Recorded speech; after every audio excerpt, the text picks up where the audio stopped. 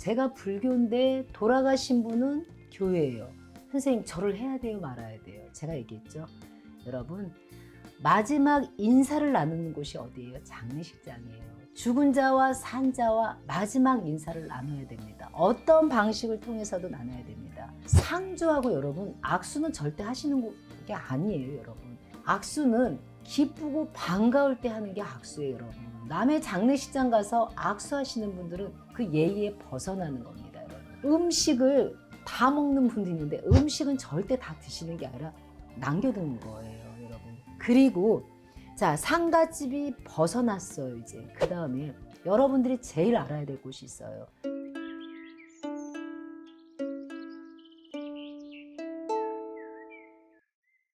안녕하십니까, 용인 준전마마입니다. 네, 마마님 안녕하세요. 네, 안녕하십니까. 네, 오늘은 이제 마마님이 되게 잘 아실 것 같아서 질문을 하나 드리고 왔습니다.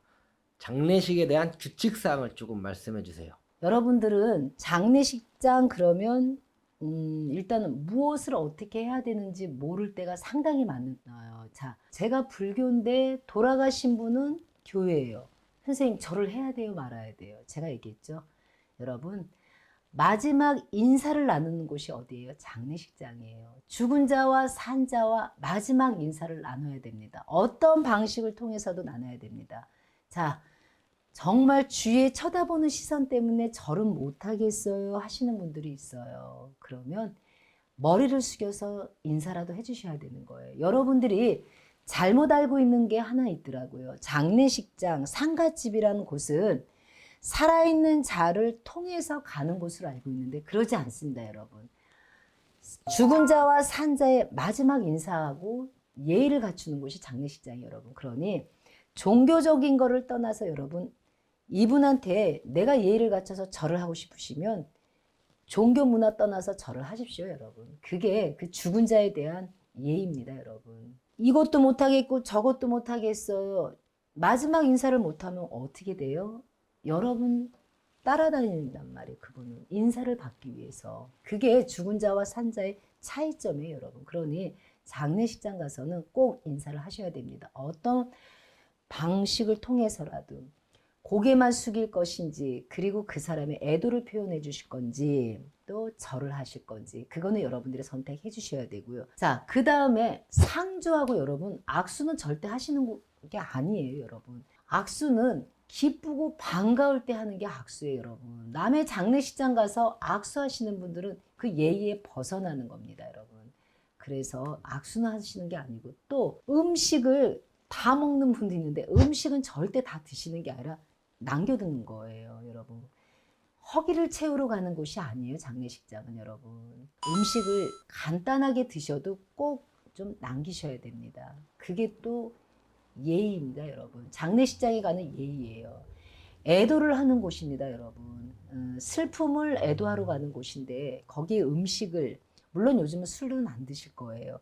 음식을 다 먹고 술까지 드신다는 거는 애도를 하는 것이 아닙니다, 여러분. 이거를 정확히 여러분들이 좀 알아주셔야 장례 문화의 예의입니다. 저는 지금 장례 문화의 예의를 얘기해 드리는 거예요, 여러분.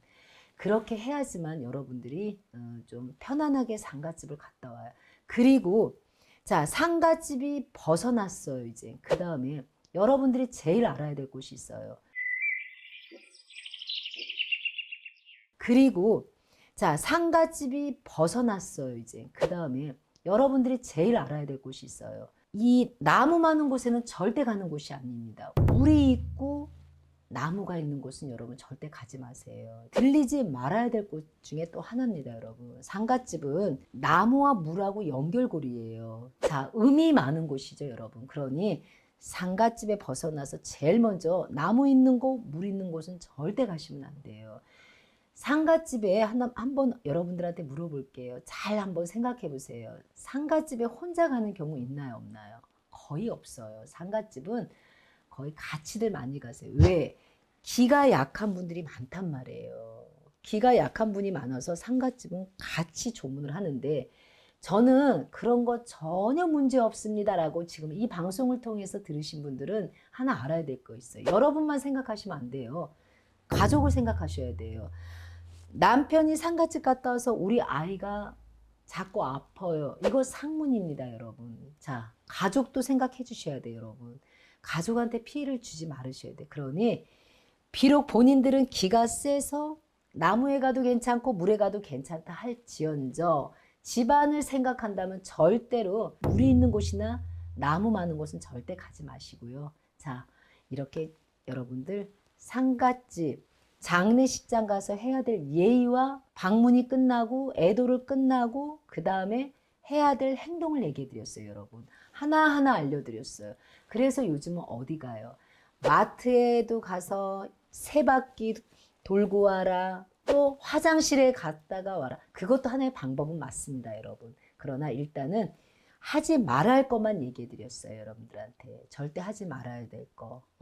악수 절대 해서는 안 된다는 거. 뭐 술 마셔도 안 된다는 거. 마지막 인사하는 곳입니다. 절대 인사를 못 나누고 와버리면 여러분 그 망자는 또 여러분들을 인사를 받기 위해서 따라다닌다는 거는 꼭 알으셔야 돼요, 여러분. 그래서 우리가 장례식장 이 장례 문화에 대해서 여러분 이 하나하나 알고 있으면 여러분 조금 넘어갈 일도 있고 조심히 비켜갈 일도 있습니다, 여러분. 자, 오늘 이렇게 정리해 드렸어요. 용인 중전마마가 알고 있고 공부하는 여러분들한테 알려드리는 지식입니다, 여러분. 이게 어딘가에 나오지 않는 지식이지만 꼭 알아야 되고 여러분들 생활에 도움이 되는 팁입니다, 여러분. 오늘 용인 중전마마가 장례 문화, 상갓집의 문화에 대해서 이렇게 정리해 드렸습니다. 큰 도움이 되길 바라는 마음으로 오늘 이렇게 인사드리겠습니다. 감사합니다.